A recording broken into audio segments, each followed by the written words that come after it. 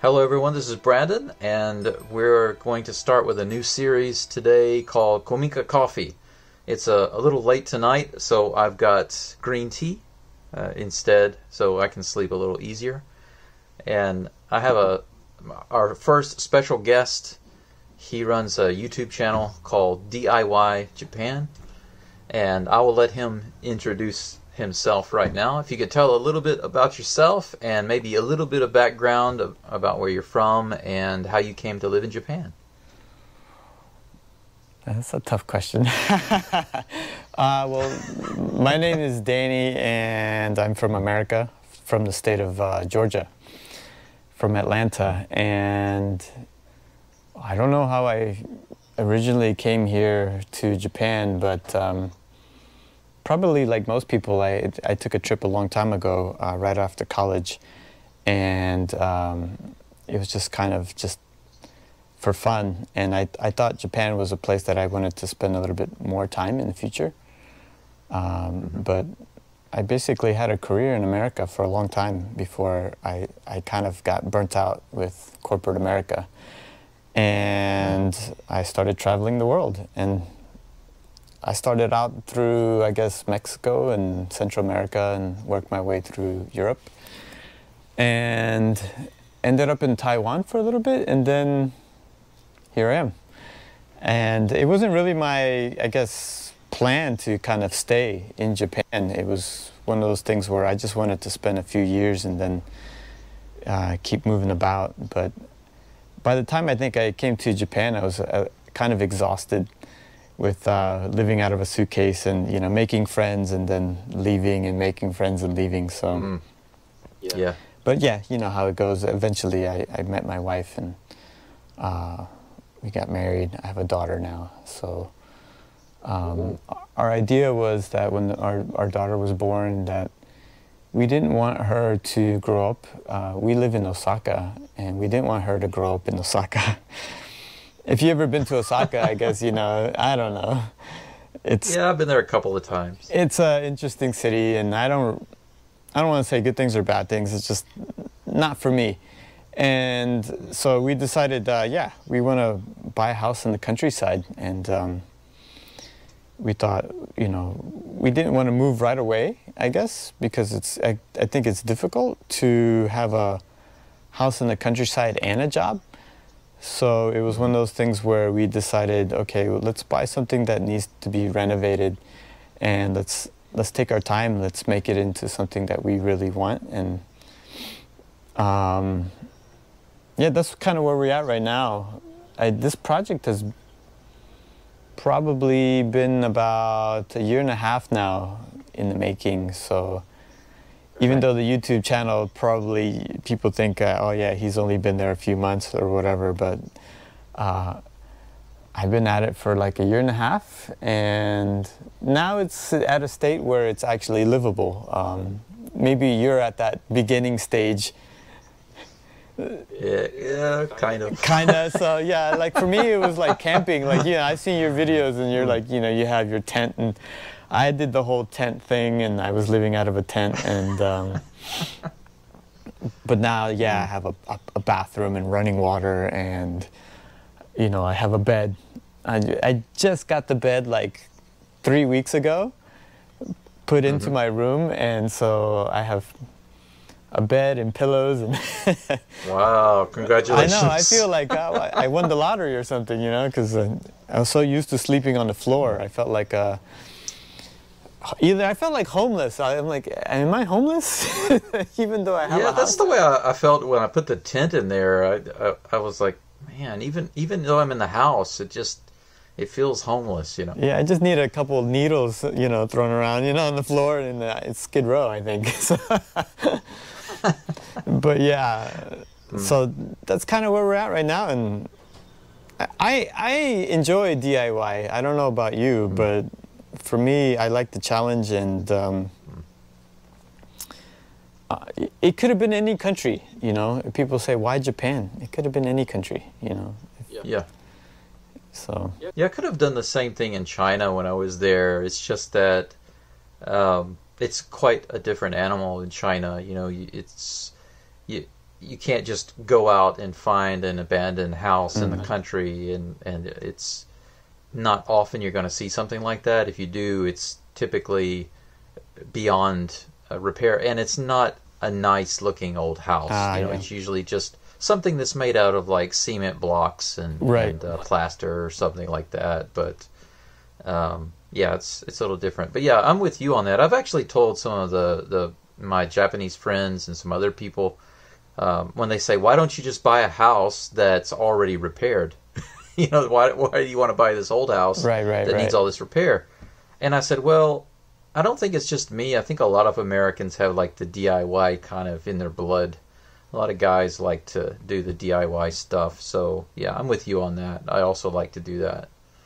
Yeah, I guess it just depends on the person, right? Like we were talking about like motivation and things like that, and there's some people who they kind of romanticize DIY. I think they look at it as this, I don't know if you want to call it hip or cool thing to do, because it's kind of stylish now to like DIY things. But I don't think people realize how involved and how difficult it really is.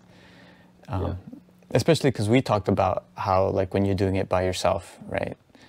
So yeah, and you're making videos, and that's another thing that people don't realize is that, I'm pretty sure that you're doing the same thing that I am, is that you're setting up your cameras, you're doing the work, you're shooting it, and you're editing it, and you're having to do all of that yourself. You don't have other people and a crew to do that. Right. So it's like double work, basically.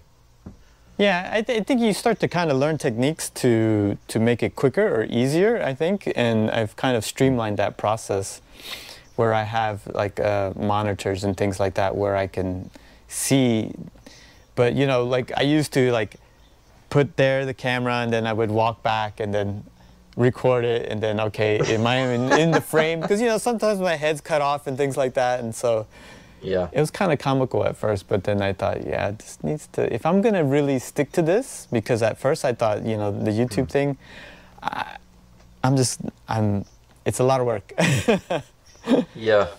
I just want to quit it, I just want to get to work. I just want to do this job and I want to finish. I don't want to worry about filming it, but yeah. Yeah, it's funny because sometimes I think, man, I wish I had somebody to help me do this, but now it's kind of like, I just wish I had somebody to record and do all the editing, and then I wouldn't bother with it. Yeah. Because there's so much to be done, and focusing on doing both. Because that's another thing. You want to like do a step at a time so people can see each piece of what you're doing. Right.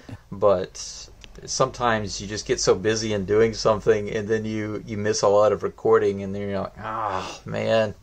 Missed opportunity. And that's the thing, yeah, and it's a matter of like having the hard drive space for that too. Like if I could just have things recording all the time, that'd be great. But I just have to focus on what's the point I'm trying to make here, and just focus on filming that. And then you have all these files, you have all this video, and like you don't have time to sift through it and edit all of that anyway. So right. That's why I'm always talking about like, I lost the video, or I don't know where that footage is. Maybe I didn't record it. I just wasn't in the mood to turn the camera on today. Well, it's funny because there was some stuff I know that I recorded, but just couldn't find the footage. Yeah. The day that I pulled up the big tatami mats, I still haven't re-recorded that video. I need to re-record it. There are a couple of subscribers. Maybe one is watching this video when it posts. but she was very interested in the irori, the fire pit that was. And my house has at least one, maybe two or three, but I wanted to wait to find the others until later when I record and then pull up the tatami mats. Right, those big thick tatami mats are covering them up. Is it because they were trying to keep them safe or hide them, or they completely went over them?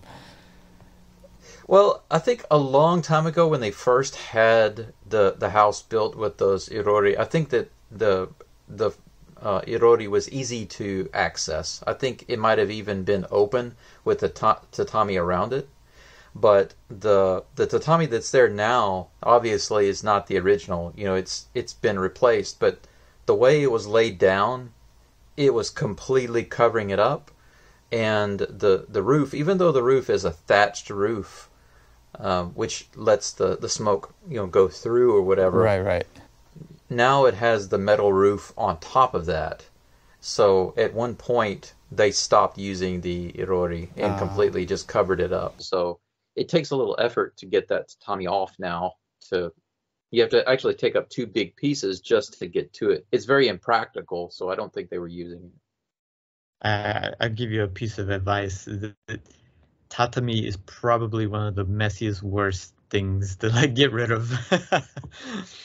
My whole second floor, it's finally 100% tatami free, and I think it was over 30 pieces or over 25 pieces that I took out of here, and it was just horrendous how much weight and how much effort it takes to pull out all the time.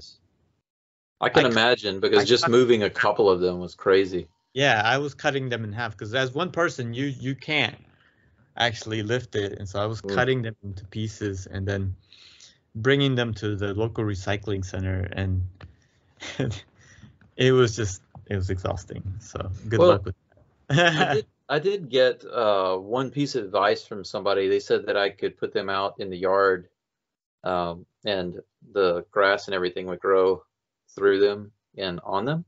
And it would make the ground a little more solid. So if I wanted to like drive on it or something, it would be harder for the vehicle to get stuck. That's an idea. But I also had another idea, which is to completely seal those tatami mats and use them as like insulation, and then put a very, very thin tatami on top of it. What do you think of that? I don't know. I was thinking this was like a next level idea, because I think it comes from my experience working with my dad when I was little, because he was always painting, and sometimes you would do it inside of a house, and the people that lived there smoked a lot, or they had a lot of pets or something, and there was a really strong bad smell, and so we would use Kills, that sealer primer. Right. In the house, and then we would paint over that, and it would completely seal and block the smell and all of that. And I thought, what if I kept that thick tatami, which is great insulation, and just sealed it, and then put another thin layer on top of it? Then you could, I guess you can try it. Anything's possible, I think, right? Yeah, I want to try. I want to be like the first guy that does can't that. do that. That's not a good idea. I'm like, if you think it's a good idea, try it. I think. What's the harm, I mean, worst comes to worst, I have to do like you said, pull them up, cut them, and throw them in the trash. But well, I mean, if you're not going to actually seal them in place, and you're still able to pull them up, then I think it might be a good idea. But I think that you still have to seal the how would I say, the gaps, because they're right. They're still gonna. Yeah, leak. I want to put that what was it, like a aluminum, that roll that you put down? Tape that you can buy, and then you would just tape the edges, and I think you could peel that out. Right. If it ended up being a bad idea. Yeah, something it's there unless you move it, but you can move it. Yeah, but then it's a mess when you want to get rid of it then, right? Yeah, right. You never know till you try, but I had that idea because I was thinking, how can I save money on this insulation issue? And I hate to throw everything away. I hate to just throw stuff away. If there's a way I can use it, I didn't insulate my kitchen floor. The downstairs is the kitchen, and I didn't insulate that floor, but I will insulate my living room.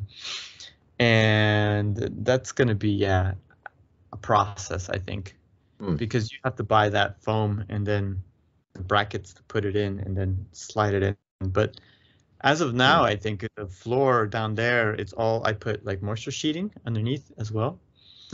So then it would be like a moisture sheet, insulation, and then a subfloor on top, and then a wood floor on top. So that's a lot of material and a lot of expense, I think. So if you do it your way, it could be cheap. Yeah, it could work.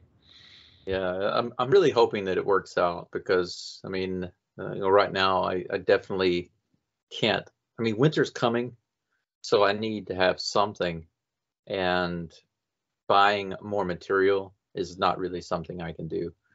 You're almost there. Winter's almost knocking on the door right now, I think. You know, even in August, it gets chilly out at that house, man. I have to use a blanket at night out there. It's cold right now. It's cold. It's rainy and cold today, so I didn't bring enough clothes, I think. I'm not prepared for it. Yeah, it was the same here. It was rainy and cold all day, but it's all good. I like the cold, so I can figure it out. But if all I have to do is buy some sealer and seal that up, and get at least a couple of those rooms kind of insulated, then it'll be all good. But you mentioned earlier about you and your wife making the decision to get a house and fix it up, and just so basically it was a mutual decision. Is that right? Yeah, that's right. Okay. And the thing is, like here in Japan, I guess one of the benefits or the allure of buying a house in Japan versus another country is the cost as well, because the Akiya situation here, the housing situation, is it's one of the only countries I've ever actually been to where like buying real estate isn't actually a financially intelligent thing to do. In the United States, you buy property and you expect the value to be, much higher in 5 years, but you could buy something here and the value go down, and so that was kind of the nice thing about it, was that, we could buy the house cash, and even if we weren't necessarily going to use it right now, we don't have a mortgage, so I was like, okay, we're not going to live in it for a few years, but that's okay because we don't have a mortgage. So it's not that big of a deal. Yeah, property taxes probably aren't that high, right? I don't know. She paid it. She told me, but I think when she told me, I was like, okay, that's okay. How much was it? And it was like $800, I think. Yeah. Hachiman for the year. So.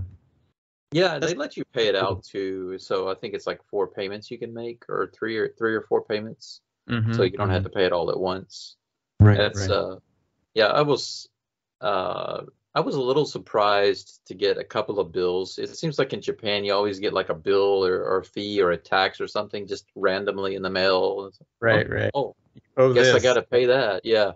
I love the residence tax that I got in Hiroshima. It was about $1,000, and it just showed up, and they said, "Oh, don't worry about it. You can pay it in 4 installments." And I said, "Well, I don't want to pay it at all." Yeah, that's cheap. In Osaka, it's expensive. I think at one point my residence was like almost $2,500. That's crazy. And for what? Just to live somewhere in Japan. No matter where you go, you have a residence tax. At least Hiroshima is clean, and they took good care of the sea. I mean, you clearly got some bad experiences in Osaka. Osaka's I'm gonna keep my mouth shut. I want to say it's a trash heap, but yeah, they don't take good care of Osaka, and I'm like, why are we paying this resident tax when this place is dilapidated? Yeah. Yeah. I can't imagine being a teacher and paying $2,500 for residence tax. I mean, that's more than what a teacher makes in an entire month. Right? I was shocked. I was like, what? You guys... Yeah, no thanks on that. But how long did it take you to find your house, and what methods did you consider or use while you were looking and all that? Well, once we got the idea, the next idea was where, right? And so obviously it couldn't have been somewhere too far away from Osaka, but it had to be somewhere where I thought, my mentality was, this has to be a place where I want to retire, basically, where I'm gonna grow old, and it's gotta go fishing, and somewhere, and go fishing. Go fishing. I don't like fishing. Well, it's funny because that's what all of the older teachers do that I work with. They on the weekend they're either going to the ocean or going somewhere to go fishing. It seems like they love to live here because this is literally fishing this is fishing town, right? I mean, it's a fishing village from a long time Yeah, ago. I've seen that from your videos. It seems like the perfect place to just go sit on the dock and fish. And the fish are literally right there. You can just look down in the water and they're there. And the locals know exactly how to just yank them out, basically. But so when I visited this town, I thought it would be a really cool place to live, but I didn't actually anticipate on actually finding a house here. So I made a list of places that I've been that I thought were really quaint and picturesque. And I just like, I guess the only thing that you can really do is go into an Akiya bank. And this city has an Akiya bank and a few other the cities that I was looking at. And just in my spare time, I just checked every week, every month. And one day this house just popped up and I thought, oh, okay, that looks really interesting. The price is right and everything. And when we met the lady, she was really nice and we toured the house and just everything about it felt right, So it was a city Akiya bank and it was specifically for people. I think this city, they contact the owners of the houses that are vacant and they were trying to convince people to sell their houses so Oh, that so they're very active about getting houses listed on the Akiya yeah, Bank? because this is kind of one of the Kyoto protected Kyoto prefecture protected towns, and they're trying to keep the town alive. So they're Gotcha. pumping a lot of money into investing a lot of money into this area, and so they're, from what I hear from the locals here, they're really trying to convince people to sell their houses. But the people here, they don't want to let go, and Yeah. you might have one family here that they own like 3 or 4 or 5 houses and they're all empty, but the cousin of the lady that sold me this house, she lives next to me and she owns like 3 more houses next to me. And she's like, no, I don't want to sell them. And she uses one house just to do laundry and she uses another house to sleep in. And then she has like a Funaya house, like right on the water. Does And she have a bathhouse? One house just for bathing? I have no idea, but she was actually angry that they sold this house, and that was one of the difficulties. That was probably the biggest challenge when we decided to buy this house, was that another thing that complicates, I think, sometimes the selling of a house in Japan is that it might be multiple I want to say multiple owners, but multiple family members that have a share in the house. So the father owned this house. It was his house. He died 30 years ago, and the house was split between 8 siblings. And so each one had their own share, but a few of them died, and so their shares get sent to their wife, and if the wife dies, then they get sent to a son. So it was tracking everybody down and then getting them to sign off actually selling the house. So that was the biggest difficulty, and so that took the process took like maybe a year of like lawyers and paperwork. Wow. So from the time that you started looking to the day you actually signed the papers and paid for the house, how long did that take? Yeah, almost a year. Okay. And in that year, that span of a year almost, like I was actually really nervous and worried because I thought, okay, I have other properties I saw that I was interested in, and should I pursue those instead? This is the place I really want. Do I wait? Do I give up? Because they're like, oh yeah, there's problems and we can't really find this person. And then there's the whole Japanese thing where we haven't never talked to this person before and we haven't contacted this person in 20 years. So it's kind of strange if we just approach them. So now we have to build a relationship with them again first and then slowly contact them before we can actually ask them to do this. And I'm just like, oh my God, are you serious? Just give them the paper. Just make them sign it, Right. So that was tough. That was a very Kyoto approach that they were trying to do. So We just had to be very patient, I think. Okay. This is actually kind of connected to a question I have on my list, like way down the list. But do you think it's important at all for the buyer, like for you, for example, to go into the community and know the people before you ever commit to buying a house in that area? I want to say yes and no. I'm the type of person I really don't. It's gonna sound really bad. I really don't care what my neighbors think. Uh, I don't really. I'm not gonna be friends with you, and I'm pretty sure you don't want to be friends with me. But it definitely there is a challenge. I think living with people in the countryside don't think that they have the same sentimentalities that people in the cities do. And so I think what I found out after I bought the house is that, yeah, some people not very, very happy Yeah. to have a foreigner in their neighborhood. And that's okay. You know, you're going to have, I'm not going to say they're prejudiced people, but you're going to have difficult neighbors no matter where you live. I mean, I had a house in the United States and I didn't like my neighbors, you know, and is it an intelligent thing to do to meet the people and meet your neighbors? And if you don't like them, you don't buy the house? What do you think? Yeah.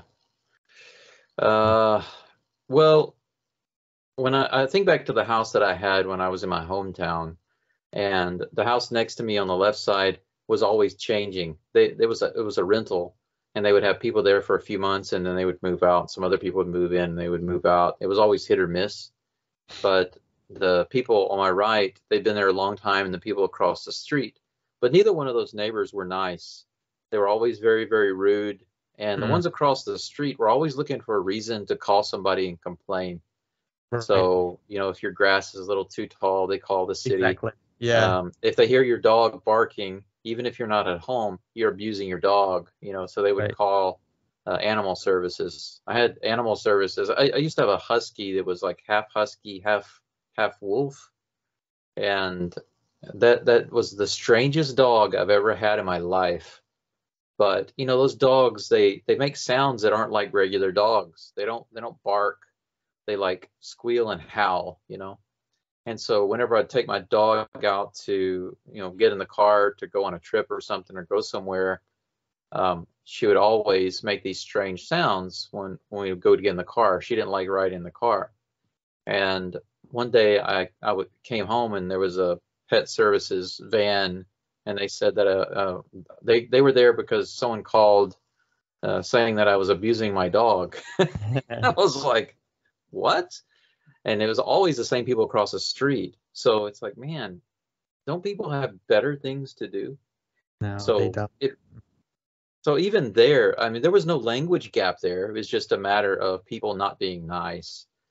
But luckily for me, I haven't had that experience, you know, around my house. I have. I mean, I'm not gonna say that my neighbors are not nice. They're nice people. I met the neighbors before I bought the house, so I kind of knew what to expect, and so the people around, like directly around me, they're great. They don't bother me. They say hello. It's the people surrounding them that either is because the people surrounding me, directly surrounding me, they have to be nice, you know, they're my direct neighbors, but the people around me, they figure, I don't have to be nice to him because he's not my direct neighbor, so I don't have to necessarily live with him. Right. They're not mean to me. They're just not nice, I guess. What you would expect, you know, like countryside people to be like, you know, like we always imagine Japanese countryside people to be like smiling oji-chans and oni-chans, you know, like smiling grandmothers, like, hey, how are you? Konnichiwa, you know. Yeah. It's more like konnichiwa. Yeah. So that's what I get. Yeah. You know? Yeah. Or just nothing at all, you know. No look, no sound, nothing, just ignore. It's some people like, oh, you have to do certain things to win them over, and yet I'm like, no, I don't have to do anything to win you over. If you don't like me, that's okay. That's fine. I mind my business, you mind your business, and that's it. I don't need a hello or a good morning from you to make my life happier. So, but I'm not gonna go out of my way to try to win your affection, like it doesn't matter to me. Hmm. So, I know it sounds bad, but Well, I think there's nothing wrong with it. Everybody's a little different. Some people really feel strongly about knowing the community and connecting with them. I would say I'm kind of in the middle because I definitely want to meet people in the community and get along. And luckily, so far, everybody I've met, they've been super nice to me, and yeah. when I'm at my house working, sometimes I see a couple of kids walk by, they're just peering in, I think maybe the first time they came through there, I must have scared them because I had the double gates open. I was out there trying to cut some grass and stuff. And I was just kind of taking a break, just standing there with my hands on my hips. And I looked out the gate and they were walking through and they kind of jumped when they saw me. Oh, there's this foreigner just standing in there. Usually the place is completely empty. But I think that like Hiroshima, like I've been to Hiroshima and I've been to like those areas down on the west side, and definitely there's a different culture there. I think the people there are much nicer and I would say more real. Mhm. Kyoto Prefecture is like, how can I say? It's just Kyoto people. I don't know how to explain it, but I mean, they're pretty notorious for being kind of stuck up and grouchy people. I lived in Kyoto for 2 years and I moved out of Kyoto because of that. Mm. I couldn't deal with their kind of grouchy, like fakeness. And again, I'm not saying that this is everybody in Kyoto Prefecture or every Kyoto citizen, because there are some really nice people in my neighborhood here too, but they're just, I don't know. Osaka people don't like people from Kyoto, right? And they kind of clash because they have Right. like this elite status. They feel like Kyoto people feel like they're like the kings of Kansai, the Kansai area, and so I don't know if that translates to here as well, but I feel like the people here in this town have that same sentimentality that the people in Kyoto City do. And it's only something very unique to this area that I've never experienced in any other part of Japan, and so. Gotcha.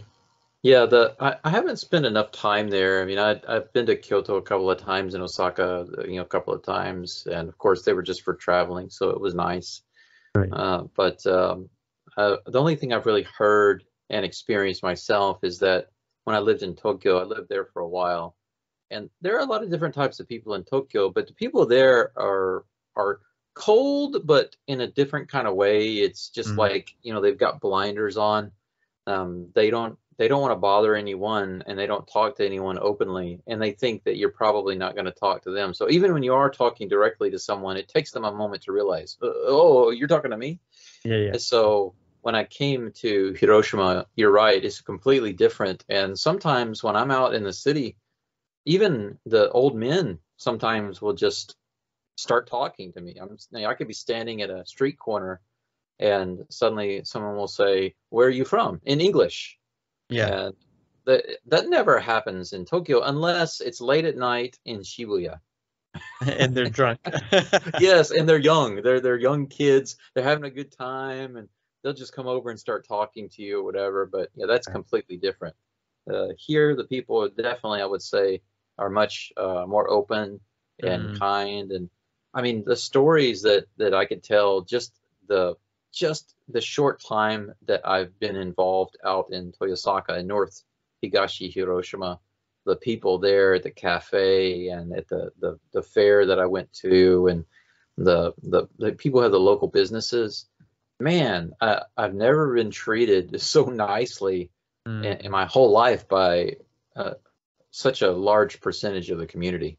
So it's been a really good treat that's for me. something that people should take into consideration, right? Like when they're looking at a house. And I think that like people, when you look at YouTube and people like like influencers talking about Japan and things, that they don't really talk about the more realistic Yeah. facts about, and the problem with Kyoto is that because it's like the mecca for like every single tourist that comes to Japan, and this is an area where Kyoto people hate tourists. They hate tourists. They hate foreigners. This is my experience.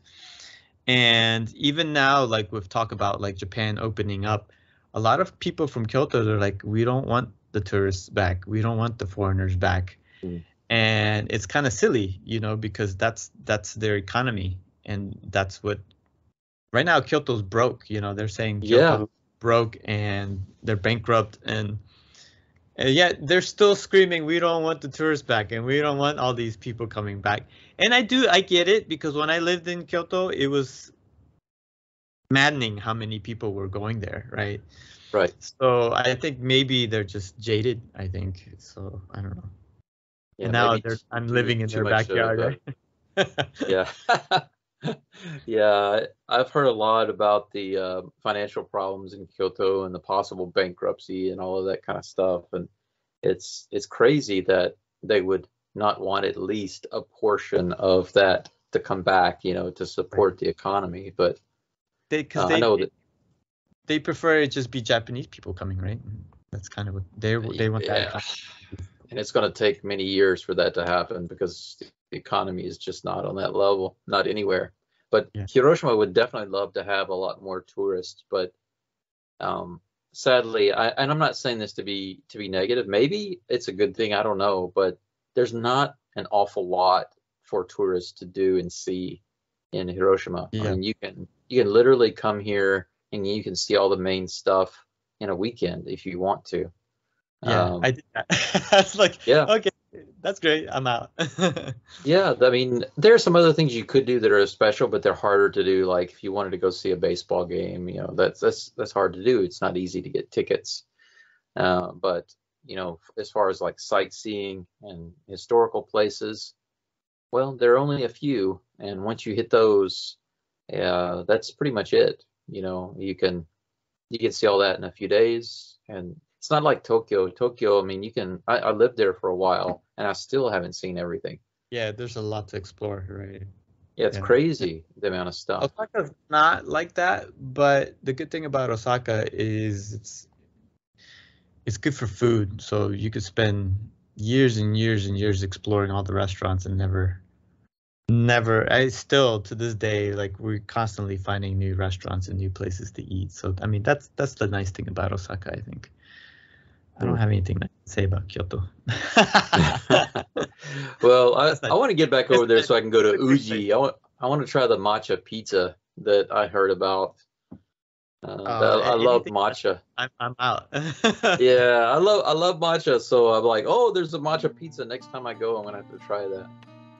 The Uji, like the matcha capital there, right? Yeah. Uji is area.